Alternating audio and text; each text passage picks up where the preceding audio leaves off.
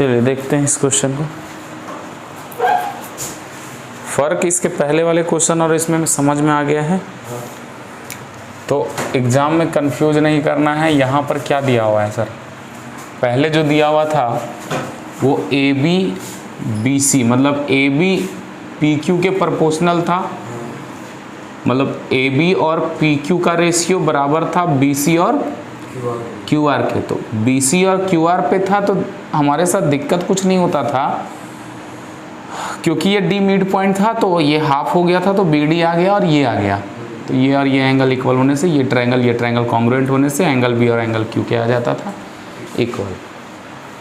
अब दिक्कत मेरे साथ ये है कि ए बी और बी सी का रेशियो ना दे करके किसका दिया हुआ है, ए बी और ए सी का, और यहाँ पे पी क्यू और किसका, पी आर का रेशियो दिया हुआ है। मतलब जो प्रोपोर्शन में है वो A B by P Q equals to A C by P R है, और A D by P M है। अब कहाँ से क्या किया जाए भाई, तो अब इसके लिए क्या करेंगे, यहाँ पर गिवन अब क्या है देख लो, गिवन में हम क्या लिखेंगे, in triangle A B C and triangle P Q R क्या दिया हुआ है, पहला तो ए डी मीडियन बोल दो, A D and P M are the क्या बोलेंगे, मीडियंस ऑफ ट्राइंगल, मीडियंस बोल देंगे सीधा, एंड किसका रेशियो दिया गया है, A B divided by P Q is equals to A C by P R is equals to A D by P M, ये दिया गया है सर, है ना।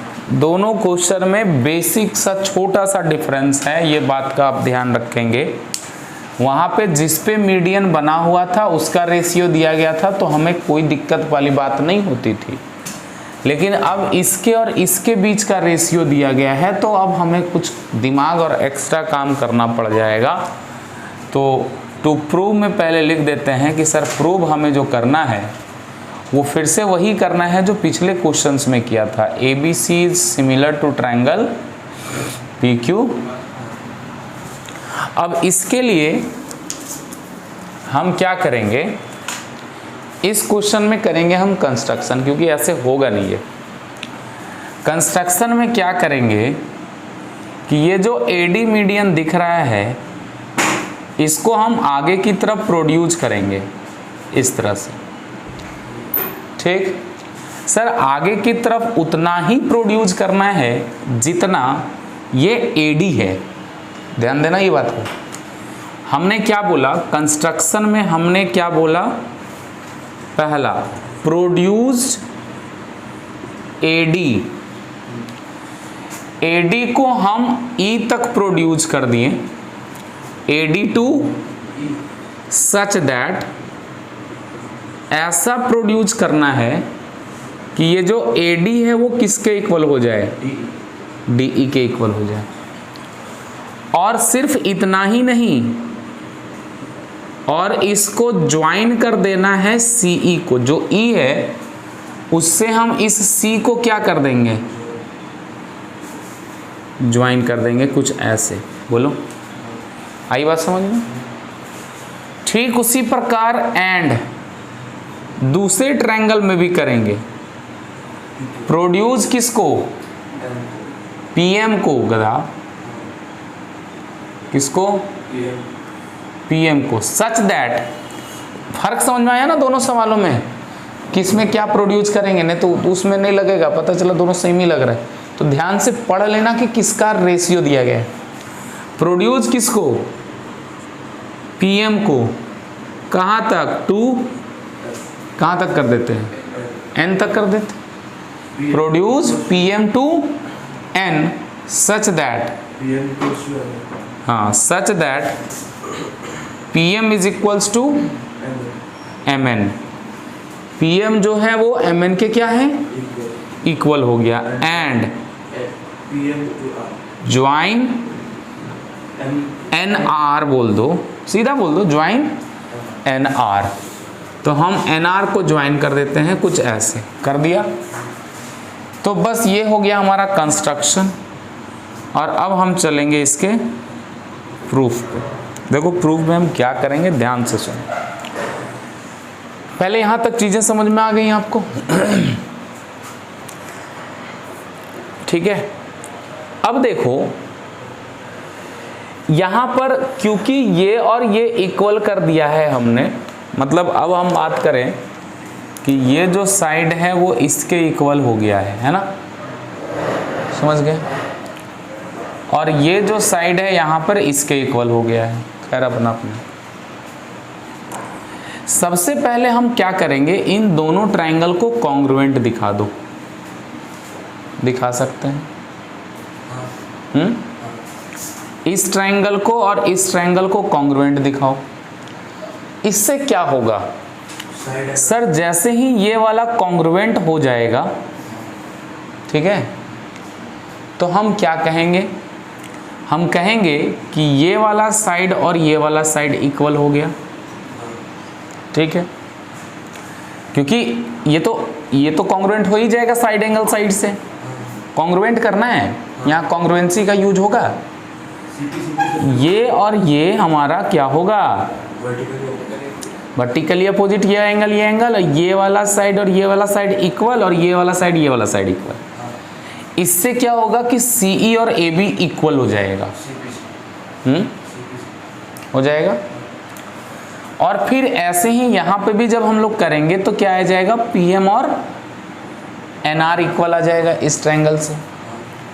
बोले सर इससे फायदा क्या होगा हमें, जब ये वाला साइड और ये वाला साइड इक्वल आपने कर दिया, ये वाला साइड और ये वाला साइड इक्वल आपने कर दिया, इससे हमें क्या फायदा, सोचो।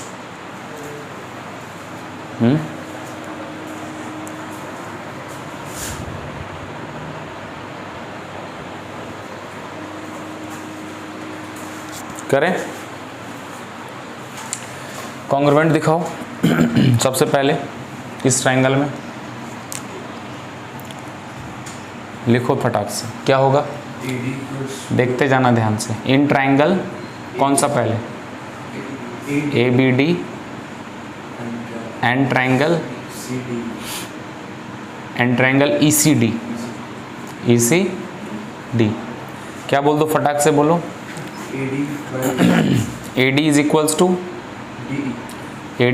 To DE, angle ADB angle CDE, यहाँ लिख देंगे वर्टिकली अपोजिट एंगल, यहाँ लिख देंगे बाय, कहाँ से, कंस्ट्रक्शन से ना, ये और ये कैसे इक्वल हुआ, कंस्ट्रक्शन के द्वारा। और BD जो होगा वो किसके इक्वल हो जाएगा, DC के हो जाएगा, क्योंकि यहाँ पर AD क्या है, AD इज मीडियन। तो यहाँ से क्या हो गया, therefore triangle ABD is congruent to triangle, congruent not similar, है ना, congruent to triangle ECD। Sir इससे फ़ायदा क्या हुआ, इससे हम बोल देंगे जब ये और ये कॉन्ग्रुएंट हो गया तो हम बोल देंगे AB is equals to CE या EC। AB is equals to क्या, बाय CPCT, इसको 1 मान लेना। ठीक है, सिमिलरली हम डायरेक्ट लिख देंगे। अब इसको दिखाने की ज़रूरत नहीं, इतना लिखने का उसमें ज़रूरत नहीं, ठीक है, क्योंकि ठीक इसी प्रकार ये भी वैसा ही होगा। तो हम वहाँ पर यूज कर क्या कर लेंगे, similarly PQ is equals to NR, है ना, PQ is equals to, similarly PQ is equals to NR, ये भी आ गया। देखो इससे क्या होगा, ये और ये इक्वल आ गया, ये और ये इक्वल आ गया। पहला स्टेप समझ में आ गया, पहला स्टेप, कोई दिक्कत नहीं है इसमें। अब रेशियो को उठाओ, अब रेशियो ले लो। देखो जरा रेशियो में क्या दिया हुआ है, now sir AB by PQ is equals to AC by PR is equals to AD by PM, ये दिया हुआ है। ये मेरे पास क्या है, गिवन। ध्यान से देखो, पहला स्टेप समझ में आया, क्या किया हमने, कॉन्ग्रुएंट दिखाया, इसको और इसको, उससे ए बी और सी क्या हो गया, इक्वल हो गया। फिर इसको जब सिमिलरली ऐसे ही करेंगे तो पी क्यू और एन आर भी क्या हो जाएगा, इक्वल हो जाएगा। और उसके बाद गिवन उठा लो। गिवन उठाने के बाद तुम ये कहो, देखो सर ए बी किसके इक्वल है, तो हम इस ए बी के जगह क्या लिख देते हैं, इस ए बी के जगह देखो क्या लिख देते हैं, ई सी। और ये पी क्यू किसके इक्वल है, तो इस पी क्यू के जगह क्या लिख देते हैं, एन आर। कोई दिक्कत, इक्वल्स टू ये as it is A C divided by P R, A C divided by P R is equals to, एक बात बताओ, ये एडी जो है उसको 2AE लिख सकते हैं, क्योंकि सर जितना AD है उतना ही DE भी है, जितना AD है उतना ही DE है। तो AD प्लस AD 2AD को हम AE लिख सकते हैं, 2AE, मतलब सॉरी 2AE नहीं, हाफ ऑफ AE, हाफ न लिखेंगे, AD को क्या लिखोगे, हाफ ऑफ AE ना, ये पूरे AE का हाफ है ना, बोलो, ये लिखेंगे, क्यों अभी समझ में आ जाएगा। ये AD जो है वो पूरे AE का क्या है, तो हम AD को क्या लिख दिए, हाफ ऑफ, और वैसे ही PM को भी लिख दो, हाफ ऑफ PN। क्या ये हाफ और हाफ कैंसिल हो गया क्या, बताओ। रेशियो क्या आ रहा है, ध्यान से देखना इस रेशियो को, EC by equals to AC by equals to AE by PN। अब तुम देखो तो इस रेशियो को ध्यान से देखो, ठीक है। यहां लिख देना कि ये कहां से लिखा हमने, EC बाय NR फ्रॉम 1 से लिखा, फ्रॉम 1 से, और फ्रॉम 1 एंड 2 बोल दो, ठीक है, इसको 2 बोल दो, फ्रॉम 1 एंड 2, क्योंकि AB को रिप्लेस किया 1 से और PQ को रिप्लेस किया 2 से, तो फ्रॉम 1 एंड 2। अब तुम ध्यान से देखो जरा इस रेशियो को, ट्रायंगल में मिलाओ, EC by NR equals to AC by equals to AE by PN। इससे कौन सा दो ट्रायंगल तुमको सिमिलर दिख रहा है, this divided by this equals to this divided by this equals to this divided by this, कौन सा ट्रायंगल सिमिलर दिख रहा है, क्या AEC is similar to triangle PNR, क्या ये हो गया सिमिलर। तो हमें, मेरा एम था कि इधर वाले ये वाला ट्रायंगल और ये वाला ट्रायंगल को क्या दिखाना, सिमिलर दिखाना। यहाँ तक कोई दिक्कत है, इसका मतलब हम यहाँ से कह सकते हैं कि triangle AEC is similar to triangle PNR। कौन सा क्राइटेरिया, बाय SS क्राइटेरिया। यहाँ तक कोई दिक्कत है तो बताओ। और जब क्योंकि ये ट्रायंगल और ये ट्रायंगल सिमिलर हो ही गया है, तो हम ये वाला एंगल और ये वाला एंगल को इक्वल कह दें। अभी काम खत्म नहीं हुआ है, हमको तो बड़ा वाला ट्रायंगल को दिखाना है। प्रोसेस क्या होगा सर, बोलेंगे हम इसके इस एंगल को 1 बोल देते हैं और इसके इस एंगल को, जब ये वाला ट्रायंगल और ये वाला ट्रायंगल सिमिलर हो गया तो क्या ये एंगल 1 और ये एंगल 2 इक्वल हो जाएगा, बोलो होगा कि नहीं होगा। अब तुम देखो, अब काम हमारा हो ही गया है बस।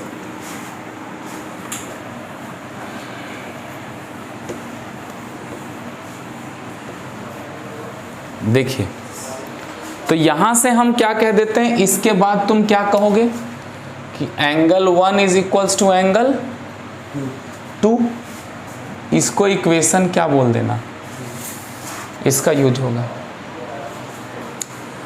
अब सिमिलरली अगर अब आपको दोबारा ये सब काम नहीं करना, सीधा लिख देना है सिमिलरली। अगर यदि हम इधर से खींच दिए और ये वाला ज्वाइन किए होते, हम इधर से छोड़ करके ये वाला ज्वाइन किए होते, इधर से छोड़कर अगर दी ये ज्वाइन किए होते, तो ये ट्रायंगल और ये ट्रायंगल सिमिलर प्रूफ होता। और जब ये ट्रायंगल और ये ट्रायंगल सिमिलर प्रूफ होता तो वहां से ये वाला एंगल और ये वाला क्या इक्वल होता। समझो बात को। तो हम इसको 3 कह देते हैं और इसको 4 कह देते हैं। तो सिमिलरली क्या एंगल 3 और एंगल 4 भी इक्वल हो जाता, हम यही कहेंगे सिमिलरली। दोबारा हम इतना काम नहीं करना है आपको। सिमिलरली 3 और 4 भी क्या हो जाता, इक्वल हो जाता if we join B2E and Q2N। तो जैसे इधर वाला हुआ था वैसे इधर वाला हो जाता, 3 = 4। अब तुम ऐड कर दो, अब तुम्हारा हो गया, देखो adding 3 and 4, 1 angle plus 3 = 2 angle 2 plus angle 4। 1 और 3 को जोड़ेंगे, 1 और 3 को मिलाएंगे तो BAC आ जाएगा। यही काम था हमारा करने का। इधर से 2 और 4 को जोड़ेंगे तो QPR आ जाएगा। बोलो 5। काम तो हो गया हमारा। क्या काम हुआ सर, इसको हटा देते हैं अभी हम। क्या काम हो गया सर? सर हमारा काम क्या हो गया, बोलेंगे सर नाउ। अब देखो जो हमें प्रूफ करना था, ABC and triangle PQR। AB divided by क्या दिया हुआ था, ये तो दिया ही था sir, equals to AB divided by PQ equals to क्या दिया हुआ था, AC डिवाइडेड बाय, क्या ये गिवन था? हाँ। और जब ये गिवन हो गया, ये डिवाइडेड बाय ये डिवाइडेड बाय ये, और ये वाला इसके बीच वाला एंगल ये वाला, और इसके बीच वाला एंगल ये, यानी ये वाला angle BAC equals to angle QPR from 5। तो क्या हम इन दो स्टेटमेंट से कह सकते हैं कि therefore triangle ABC is similar to triangle PQR by S similarity। Proof हो गया हमारा। समझ में आया बाबू? प्रोसेस पहला स्टेप क्या था? पहला स्टेप था इसको और इसको कॉन्ग्रुएंट दिखाना, इसको और इसको कॉन्ग्रुएंट दिखाना। दिखाने के बाद हम ये वाला ट्रायंगल और ये वाला ट्रायंगल को सिमिलर दिखा दिए, कुछ इस प्रकार देख लो यहाँ से, ठीक है। ये दिया हुआ था, दिए हुए कंडीशन को पकड़ा हमने, AB के जगह EC रख दिया, PQ के जगह NR रख दिया, क्योंकि ये चीज़ हम दिखा चुके थे। यहाँ हमें मेरा एम है कि ये वाला और ये वाला सिमिलर दिखाना, ये दिमाग में रखो। इसको सिमिलर दिखाने के लिए PN बाय AB AE लाना था, तो AE बाय PN लाना था, तो AD को हाफ ऑफ AE लिख दिया, PM को हाफ ऑफ PN लिख दिया, ये और ये कट गया, तो ये रेशियो आ गया EC by NR is equals to AC by PR is equals to AE by PN, ये आ गया। और ये आने के बाद हम कहें कि ये ट्रायंगल और ये ट्रायंगल सिमिलर हो गया। सिमिलर होने से ये वाला एंगल और ये वाला एंगल इक्वल हो गया। सिमिलरली जब इधर करेंगे तो 3 और 4 इक्वल हो जाएगा, 3 और 4 इक्वल हो गया। हम इसको ऐड कर दिए, तो यहाँ से ये पूरा ऊपर वाला ए ट्रायंगल और ये वाला एंगल इक्वल आ गया। क्योंकि ये और ये इक्वल आ गया, तो ये वाला साइड और ये वाला साइड इक्वल्स टू ये वाला साइड इक्वल्स डिवाइडेड बाय ये वाला साइड, दो का रेशियो पता था और बीच वाला एंगल इक्वल आ गया। हेंस हम ट्रायंगल को सिमिलर कह सकते हैं साइड एंगल साइड से। तो संडे रहेगा तो कुछ भी करोगे, मतलब सो ही रहोगे।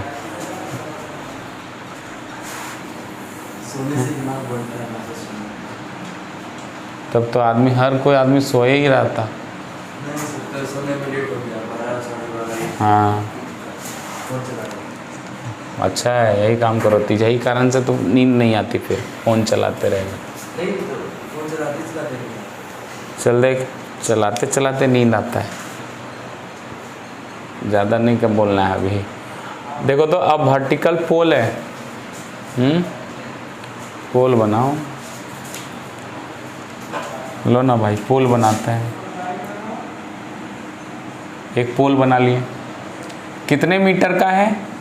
नहीं, a vertical pole of length 6 metre cast a shadow, हाँ 4 मीटर। वर्टिकल पोल का लेंथ कितना है? 6 मीटर। और ये शैडो कितना बना रहा है? 4 मीटर। शैडो ऐसे ही बनेगा, बताओ है? शैडो ऐसे ही बनता है नीचे की तरफ। यहाँ से लाइट आ रहा है ना भाई, लाइट आएगा वही ना शैडो बनाएगा, ऐसे करके, ठीक है। ये हमारा पोल है, तो पोल टेढ़ा थोड़े खड़ा होता है, पोल तो हमेशा सीधा रहता है ना, ऐसे कि कभी पोल ऐसे भी देखे हो, ठीक है। वो एक्सेप्शन है कि पानी पानी गिर जाए तो पोल टेढ़ा हो जाए, पर generally the ideal condition is कि पोल हमेशा क्या होता है? परपेंडिकुलर। वो हमारे देश की बदकिस्मती है कि ज़्यादातर पोल ऐसे नज़र आते हैं, समझ गए, या फिर ऐसे नज़र आते हैं, ठीक है, क्योंकि नेता लोग ही टेढ़ा है, हाँ कह सकते, ये ऐसे रहता है भाई, क्या क्या बोलो अरे हो यार तुम 90 डिग्री होगा ऐसे। जनरली आइडियल कंडीशन क्या लेंगे हम? 90 डिग्री। अच्छा ये शैडो बना, ये वाला बहुत को बोलता है ये लाइन वहाँ कहाँ से आ गया सर? ये लाइन नहीं है, ये लाइट है। अगर देखो, अगर हम इसकी बात करें, देखो यहाँ पर लाइट जो जल रही है, अगर तुम शैडो देखो तो यहाँ हमारा लाइट का जो पीछे से, देखो शैडो बनता है जब हम लाइट के पाथ को क्या कर देते हैं? ब्लॉक कर देते हैं। तो इधर से लाइट का पाथ आ रहा था, इसको ये पोल ब्लॉक किया तो शैडो ऐसे बना। तो पर एक जो लाइट रे है उसका मुंडी से जो है ऐसे करके बना रहा होगा कुछ ना कुछ एंगल, किसके साथ? इस पोल के साथ, ये वाला एंगल, ठीक है, समझ गए सर। सन का जो एलिवेशन है, सन जिस एंगल से, उसी टाइम पे जो सन, जैसे अभी सन है तो सन इस टाइम पे जितने एंगल पर इंक्लाइंड होगा वो सारे के साथ तो उतने ही एंगल बनाएगा। लेकिन यहाँ पर देखो एक पोल अब ले लो, अब आप एक टावर बोला, उसी time at the same time एक टावर है, at the same time a tower cast a shadow of, अब हमें नहीं पता सर कितना होगा टावर, लेकिन वो कितना शैडो बना रहा है? 28 मीटर का, ये 4 मीटर का बना रहा था। उसी टाइम पे, ठीक उसी टाइम पे ये हमारा हो गया पोल और ये हमारा हो गया टावर। उसी टाइम पे एक टावर 28 मीटर का हमारा शैडो बना रहा है। तो बताना है कि इस टावर का लेंथ कितना होगा, तो हमने मान लिया x होगा। तो सर ये भी टावर है, तो अच्छा हाँ, टावर जनरली सीधा नजर आता है, पोल तो थोड़ा टेढ़ा नजर आता भी है, टावर भाई सीधा ही नजर आता है, टावर को टेढ़ा नहीं किया जा सकता है भाई, टावर अच्छा खासा रहता है। तो यहाँ से अब फिर से एक एंगल अगर यदि हम इस तरह से बनाएं, इस तरह से, तो ये बेसिकली ये है सन का, सन जिस एंगल पे इंक्लाइंड है उस लाइट रे को ये बता रहा है। इसका मतलब ये सेम टाइम पे सन का इंक्लिनेशन तो सेम रहेगा। यहीं पे बच्चा धोखा खाता है कि पता ही नहीं चलता है सर कैसे करे, वो डायरेक्ट कर देता है, नहीं उसके पहले एक नंबर कट जाएगा। हमको पता है कि ये सिमिलर होगा, लेकिन थोड़ा आपको क्या करना होगा, ये चीज बताना होगा कि कैसे सिमिलर होगा। सिमिलर तो सर 190 तो है, लेकिन दूसरा कौन सा एंगल इक्वल होगा? हम बोलेंगे ये वाला एंगल। अगर हम इस ट्रायंगल का नाम दे दे ABC और इस ट्रायंगल का नाम दे दे PQR, यहाँ PQ हमारा टावर है, यहाँ AB हमारा पोल है। सो बेसिकली ये वाला एंगल जो तुम देख रहे हो, ये BAC, और ये वाला एंगल जो QPR देख रहे हो, ये दोनों एंगल हमेशा क्या होगा? इक्वल होगा। क्यों इक्वल होगा? क्योंकि सेम टाइम पे जो angle of inclination of the sunlight है, क्योंकि दिस इज द सनलाइट, ये हम कह सकते हैं कि ये हमारा क्या है? सनलाइट है, और सनलाइट का इंक्लिनेशन सेम टाइम पे दोनों जगह सेम ही रहेगा, ठीक है। इंक्लिनेशन ऑफ एंगल हमेशा क्या रहेगा? सन का सेम रहेगा, ठीक है। तो हम ये कह सकते हैं कि ये हमारा एंगल है, कौन सा एंगल है? एंगल ऑफ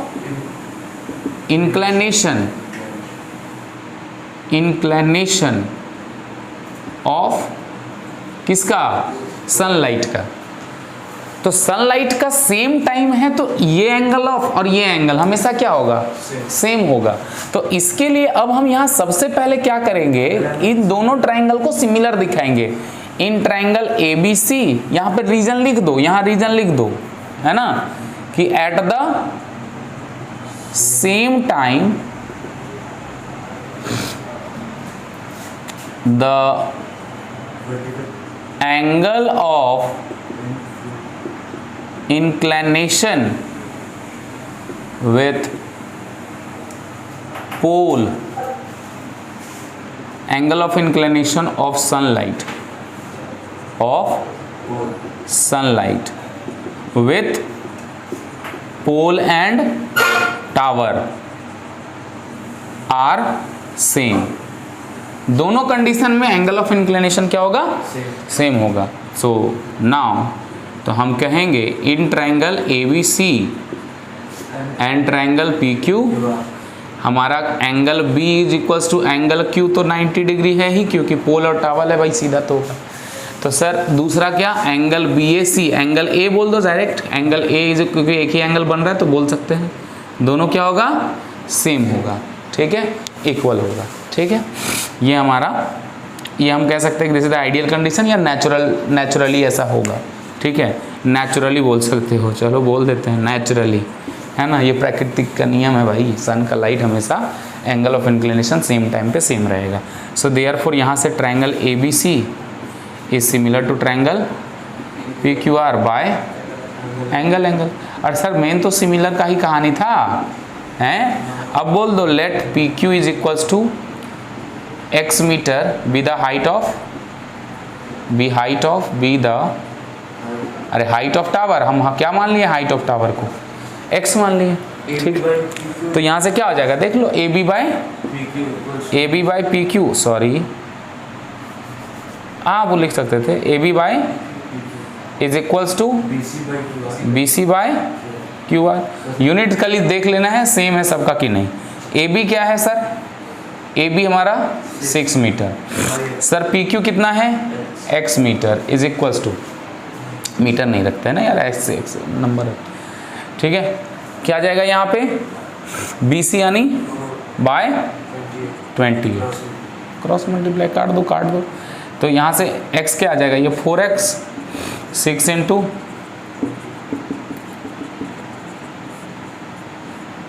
सॉरी 4 7 टाइम्स में 7 42 मीटर। तो लास्ट में लिख देना है हाइट ऑफ टावर। ये सब आसान सवाल रहता है यार। Height of tower is 42 metre. समझ में आया कि नहीं आया? आसान सवाल, ठीक है।